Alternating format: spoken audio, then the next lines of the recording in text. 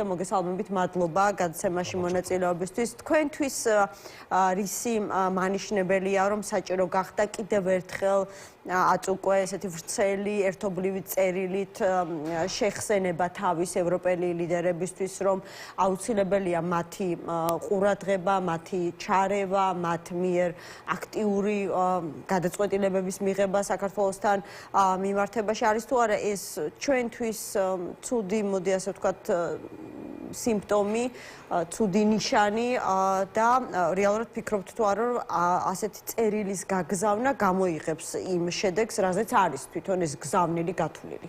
ძალიან რთულია იმის თქმა, რა შედეგს გამოიღებს, მაგრამ ეს არც ცუდია და არც კარგი, ეს არის ჩვენი ყოველდღიური საჭიროება. მით უმეტეს ამ მომენტში, როდესაც ყალიბდება ახალი უწესრიგ-ოწესრიგი, მე ხშირად ამას ვიყენებ ამ სიტყვას, როგორც გეოპოლიტიკური დატვირთვით, ასევე ეკონომიკური დატვირთვით. ამდენად ერთი რამ, რაც შემიძლია გითხრათ, მიუხედავად ფორმირებული თუ ტრანსფორმირებადი წესრიგისა, ეს ყოველთვის ჩვენი მუდმივი ამოცანა იქნება, როგორც კომპაქტური ქვეყნის მხრიდან, გამოვიყენოთ ყოველგვარი საშუალება, ყოველი მომენტი, ყოველი პლატფორმა, რომ შევახსენოთ ჩვენ საჭიროებებზე თავი. ეს არის ჩვენი ხვედრი, ეს არის ჩვენი ბედი და ამას ჩვენ თავიდან ვერ ავირიდებთ.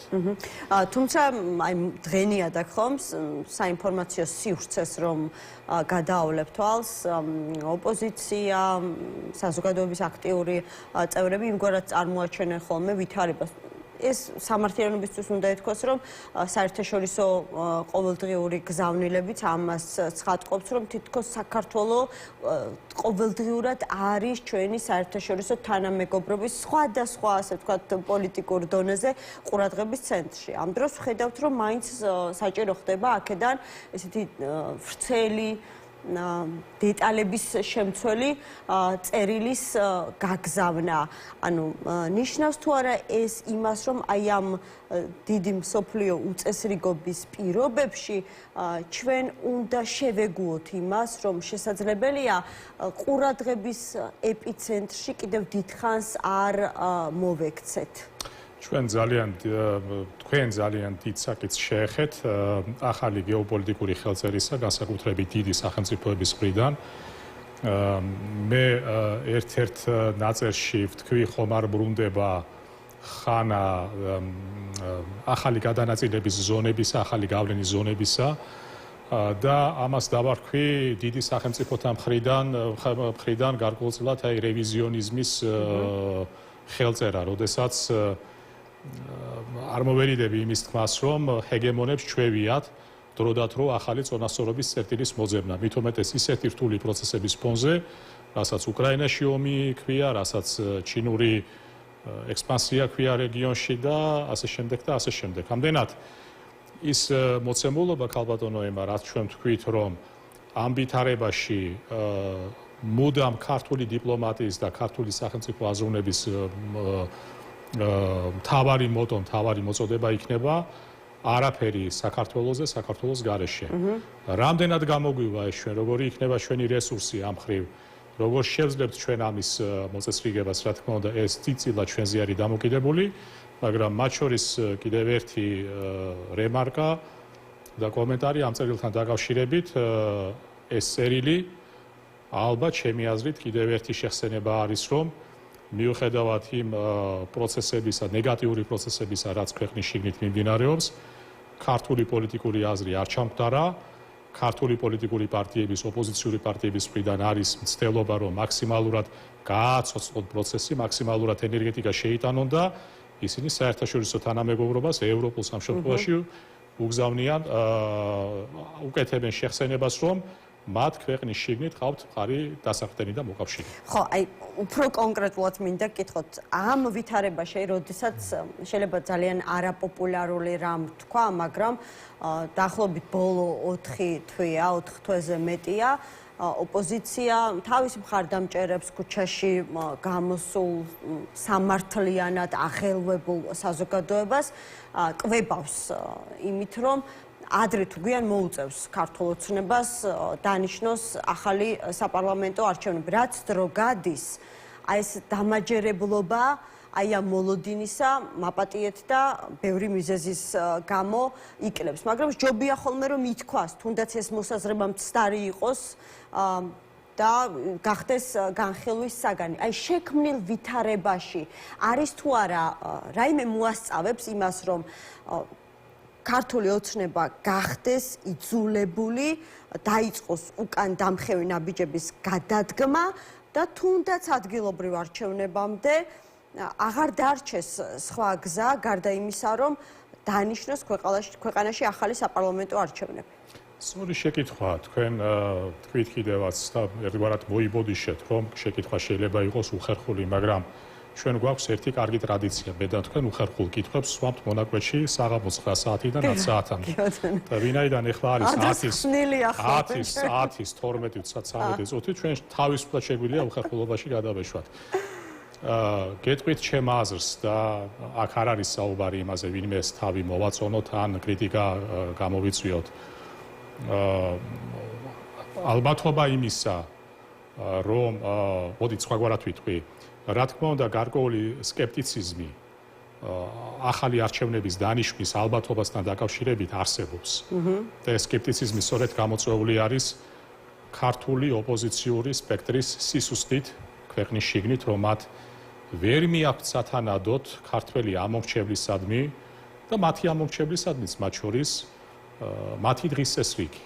და მე ახლა ეს წერილი, მე კი ვეცადე რომ გამეკეთილშობილებინა, მაგრამ მოდით ახლა რახან ჩვენი დიაპაზონში შევედით, არა უხერხული კითხვების დროის მონაკვეთის, ხანდახან რჩება შტაბეშტილება, რომ ოპოზიციური პარტიები გარედან გასვლის შედეგად ცდილობენ ქვეყნის შიგნით საკუთარი თავის გაცოცხლებასა და პრესტიჟის აწევას. ესეც არის, რა თქმა უნდა, მე პრომეტიც ახლა დღეს ერთ-ერთ ფორმატში დამისვეს კითხვა, არის თუ არა ალბათობა და რამდენად მაღალია ალბათობა, რომ ქართულმა ოცნებამ გამოძებნოს ტრამპის ადმინისტრაციასთან საერთო ენა. რა თქმა უნდა, ასეთი ალბათობა არის. ელჩის შეხვედრა საგარეო საქმეთა მინისტრთან იყო თუ არა ამის მცირე, მაგრამ გარკვეული სიმპტომი? აქამდეც მივალთ, ანუ რა თქმა უნდა არის ამის ალბათობა. და ამის ალბათობა არსებობს არა მარტო ქართული მხრიდან, არამედ ამერიკული მხრიდან და ჩვენ ამ მხრივ რეალისტები უნდა ვიყოთ და იდეალიზმს ხო შევთანხმდით, რომ უნდა მოვეშვათ და დამემშვიდობოთ. ტრამპი ტოვებს, რა თქმა უნდა, ტრამპის გუნდი ამჟამინდელი ეხლა ამ ეტაპზე ტოვებს იმის მოლოდინს, რომ ასეთი საერთო ენა შეიძლება გამოიძებნოს. ეხლა ალბათობა ჩვენ პროცენტულად მოგავზომავთ, მაგრამ რა თქმა უნდა, ასეთი ალბათობა არის.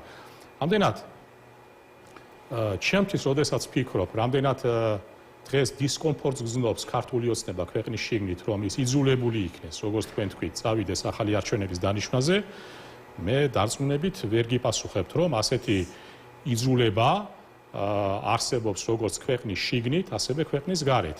ჩვენ გვითქვამს იმაზე, რომ კი თავდადებულია პროტესტი, კი ძალიან შემართული არის ადამიანთა ის ჯგუფი, რომელიც აი წინააღმდეგობის მოძრაობაში არის ჩართული, მაგრამ ჯერჯერობით, თავისი მასშტაბით, თავისი გამოხატვის სიმწვავით ალბათ ეს წინააღმდეგობა ვერ აღწევს ისეთ დოზას, ისეთ დოზირებას, ისეთ ხარისხს, რომ ასეთი დისკომფორტი შეუქმნას ქვეყნის შიგნით. ქვეყნის გარეთ კიდევ. ჯერჯერობით ეს თქვა, ასეთი კონიუნქტურა, რომელიც ასე შეიძლება ერგებოდეს ქართული ოცნების მოლოდინებს, ყოველ შემთხვევაში ამ მომენტში იშვიათად შეიძლება ადამიანს წარმოედგინა ამერიკაში არჩევნების დღის ჩატარებამდე. ასე რომ ეს არის მოცემულობა. რაც შეეხება ბოლოს ვარ დავტოვო, ხო, შეხვედრას.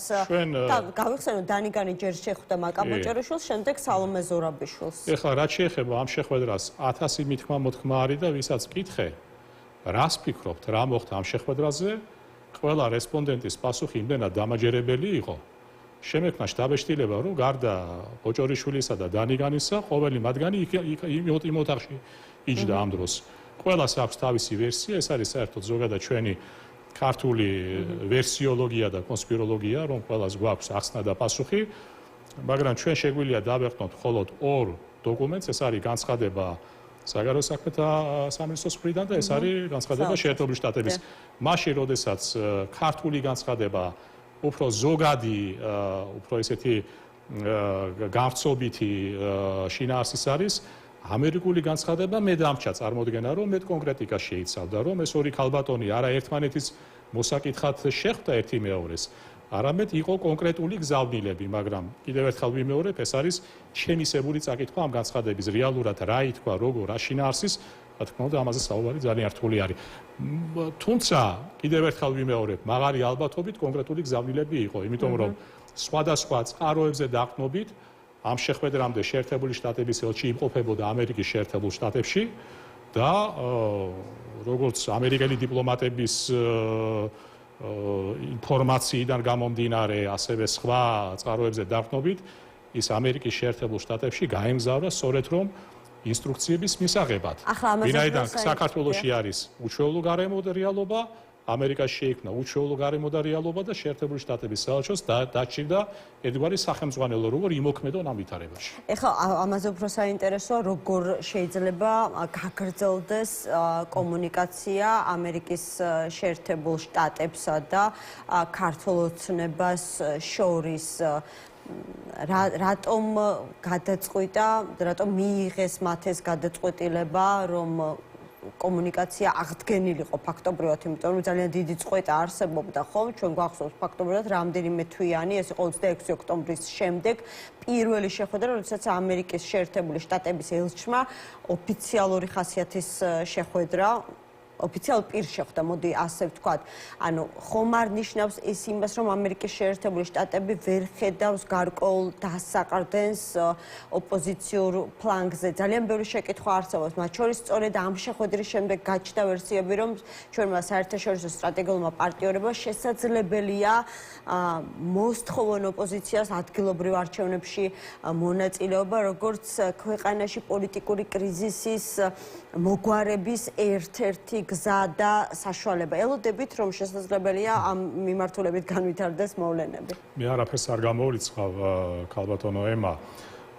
ამ შეხვედრიდან ჩვენ შორს მიმავალი დასკვნები არ უნდა გავაკეთოთ, არც იმათი, არც ვთქვათ, იმ მიმართულებით, რომ ვინც ოპტიმისტურად უყურებს ამ შეხვედრას და ეს არის ქართული ოცნების მომხრეები, ზე ოპტიმისტური დასკვნები გააკეთონ და არც იმათ არ მინდა მოუწოდო ზედმეტი პესიმიზმისკენ, რომლებიც ამ შეხვედრისგან რაღაც ვთქვათ უარყოფით დასკვნებს აკეთებენ. საერთოდ შეერთებული შტატები ზოგადად ესაუბრება ყველას, მათ შორის მოწინააღმდეგესაც და მტერსაც, უბრალოდ გამოიყენება სხვადასხვა სხვა საკომუნიკაციო არხები და ზოგადად ერთი რამ კიდევ უნდა ვთქვათ ძალიან მოკლეზე, რომ შეერთებული შტატების ეროვნული უსაფრთხოების დოქტრინა დღეს არსებული ვერსიით პირდაპირ ამბობს, რომ შეერთებული შტატები ურთიერთობენ არა მარტო მეგობრებთან და პარტნიორებთან, არამედ შეიძლება იმოქმედონ კონკრეტული კონიუნქტურით, კონკრეტული დღის წესრიგიდან გამომდინარე, არადემოკრატიულ, სხვა ყაიდის, სხვა რეჟიმის მქონე სახელმწიფოებთანაც. ასეთია საერთოდ გლობალური ჰეგემონის ბუნება და ამიტომ ჩვენ აქედან გასაკვირს ნუ შევიქმნით. აქ იმდენად ქართულ ოცნებაზე არ არის საუბარი, აქ ალბათ საუბარი უფრო სწორი იქნება, ასე წარმართოთ. რა როლს აკუთვნებს შეერთებული შტატები საქართველოს რეგიონში სივრცობრივი განზომილებით, რეგიონული განზომილებით, ალბათ ამით იქნება ძირითადად ამ პრაგმატული ინტერესით იქნება ნაკარნახევი, ტრამპის აღმოცენებადი დოქტრინით იქნება ნაკარნახევი, საქართველოში დე-ფაქტო უგნებავთ დე-იურე ხელისუფლებას ისინი როგორ და რაენით დაელაპარაკებიან. ძალიან დიდი მოლოდინები გაჩნდა 31 მარტს დაანონსებულ აქციასთან დაკავშირებით. ითქვა, რომ ეს შეიძლება იყოს რაღაცა დიდი ოპოზიციური ერთობის გამოცხადების თარიღი, მაგრამ ამავე დროს ამ თარიღის დაანონსებას მოყვა ურთიერთგარჩევების პროცესი, რომელიც რაღაცა ახალ ფაზაში გადავიდა, ხომ? რაღაცა მგონია, რომ თვითგამორკვევის პრობლემაც აქვს ოპოზიციურ კოალიციებს, რაც არ უნდა ცუდი მოსასმენი იყოს ეს ყველაფერი, მაგრამ ფაქტია, ერთმანეთისგან ვერ მიუღიათ გადაჭრით პასუხი ადგილობრივ არჩევნებში მონაწილეობაზე, წაუწდება თუ არა ვინმეს, არ ვიცი, ფეხი თუ ხელი ამ შემთხვევაში რა უფრო შეესაბამება. როგორ ფიქრობთ, რა შეიძლება მოხდეს 31 მარტზე? ზოგადად რა უნდა მოხდეს იმისათვის, რომ ეს თარიღი გახდეს ქვეყანაში რაღაცა ახალი პოლიტიკური პროცესის დასაწყისი? თარიღებთან მიმართებაში ჩვენ ეს არ არის პირველი შემთხვევა, როდესაც ჩვენ ამა თუ იმ თარიღს გარკვეულ საკრალურ მოლოდინებს უკავშირებთ. მათ შორის საშინაო პოლიტიკურ ცხოვრებაში. ეხლა ჩემი თავი დავიჭირე იმაზე, რომ ასე მინდა პასუხი ჩამოგიყალიბოთ. თქვენ ხო გიყვართ ხოლმე, როდესაც მე რაღაც ხმაურიან მას ვისვრი. ჩვენ საკმაოდ დიდი ხანი გაგებით და მოთმინებით ვეკიდებოდით იმ გაუგებრობას, რომელიც ქართულ ოპოზიციაში არსებობს. დრო გადის, მაგრამ თვისობრივი ადაპტირება ქართულ ოპოზიციურ სპექტრში და კულტურაში და ხელწერაში არ ხდება. ამიტომ მე როგორც გულშემატკივარმა ერთ-ერთმა ამორჩეველმა მინდა გულწრფელად გითხრათ ბატონებო. თუ ასე აპირებთ გაგზელებას და სხვაგვარად ვერ ახერხებთ, ნუ ჩვენ უგვაწვალებთ და ნუ საკუთარ თავს მოვაწვალებთ. ხო, ძალიან საინტერესო იყო. არ ვიცი ხა რამდენად ადეკვატურია ჩემი რეაქცია, მაგრამ ასეთი პირდაპირი ნათქვამი ოპოზიციის მიმართ დიდი ხანი არ მომისმენია. ერთი სახო, ნუ როგორც არის რა, ახლა მე კიდევ ერთხელ ვამბობ, აღარ არის დრო უკვე ვინმეს ვთქვათ სიმპათიების მომყოფისა ან წენის და ვთქვათ პრეფერენციებზე თამაშის. იმდენი საფიქრალი აქვს დღეს ქართულ სახელმწიფოს, მათ შორის შიდა პოლიტიკური კულტურის მხრივ, რომ თუ ვერ ახერხებთ გადაწყობას, თუ ვერ ახერხებთ ადაპტირებას, თუ ვერ ახერხებთ რომ ფეხი აუწყოთ თანამედროვე მოთხოვნებს და უპასუხოთ მათ შორის ჩვენ მოლოდინებს, ერთი საფიქრალით ნაკლები მაინც დაგვიტოვეთ. გადაწყობაში რას გულისხმობთ? აი ხა სულ მიდის არ ვიცი, პედალირება, აქცენტირება ერთობაზე. ოღონდ ეს ერთობაც სულ ცოტა ორ პოლიტიკურ კოალიციას სხვადასხვანაირად ესმის. ერთს ესმის ისეთი მყარი ერთობა, რომელიც შესაძლებელია წინასაარჩევნო საერთოდ ერთ პარტიულ სიად იქცეს. მეორეს ესმის ერთობა, ოღონდ რაღაცა ალტერნატიული პოლიტიკური ცენტრის ფორმატში ერთობა. ნუ დანარჩენები ამბობენ, რომ ეს რაღაცა არის იდეური ერთობა, პრინციპებზე ერთობა, თითქოს ახლა რაიმე განსხვავება იყოს აი ამ ზეპარტიულ საკითხებთან მიმართებაში, რაც ასევე არ მესმის. რაღაცა გარკვეულ ექსპერიმენტს ხო არ ვატარებთ? აი ამ რაღაცა მოწოდებული ერთობით, რომელიც რეალურად არანაირ ეფექტურ სასიკეთო ჰიბრიდს არ მოგცემს საბოლოო ჯამში. ხო, ძველ რომში იყო არა ესეთი პრინციპი, რომ მოსახლეობას პური და სანახაობა უნდა შესთავაზო. პური ჯერჯერობით მადლობა ღმერთს საკმარისად გვაქვს და ალბათ სანახაობა თუ შეიძლება ინატროს ადამიანმა ჩვენ ასეთი სანახაობის მოწმენიც ვართ. არ მინდა კონსპიროლოგიაში გადავიდე, მათ შორის კონსპიროლოგიაში, როდესაც რომლის მიხედვითაც ქვეყნის შიგნით თითქოს და მოარული ხმებით არის გარკვეულწილად აი პოლიტიკური კოჰაბიტაციის ნაირსახეობა და ჩვენ ახლა ექსპერიმენტი ბრძანეთ, მე ეგ სიტყვა არ მომაფიქრდებოდა, თქვენ შემომაშველეთ და ჩვენ ვართ ამ ექსპერიმენტის ქვეშ. კიდევ ერთხელ ვიმეორებ, როდესაც საუბარი არის წუნზე, მე პირადად ვიტყვი ჩემას, არ ვიცი ვინ თქვენ დამეთანხმებით თუ არა, ჩვენ დავიღალეთ უკვე ამ გარჩევებით, ჩვენ დავიღალეთ უკვე ერთმანეთთან ურთიერთობებში ამ უკულტურობით, ჩვენ დავიღალეთ თანამედროვე ხელწერის არქონით, ჩვენ დავიღალეთ გამართული სტრატეგიული კომუნიკაციის არქონით, ჩვენ დავიღალეთ ყოველივე იმით, რაც ჯერჯერობით ხმის მხოლოდ სანახაობას, მაგრამ შედეგს არ დებს. კეთილი, მადლობა გადაცემაში მონაწილეობისთვის. მაყურებელს შევახსენებ, რომ JOKS-ის თავმჯდომარე ვიქტორ ყიფიანი იყო ჩვენი გადაცემის სტუმარი. 83 მომხრე, ერთი წინააღმდეგი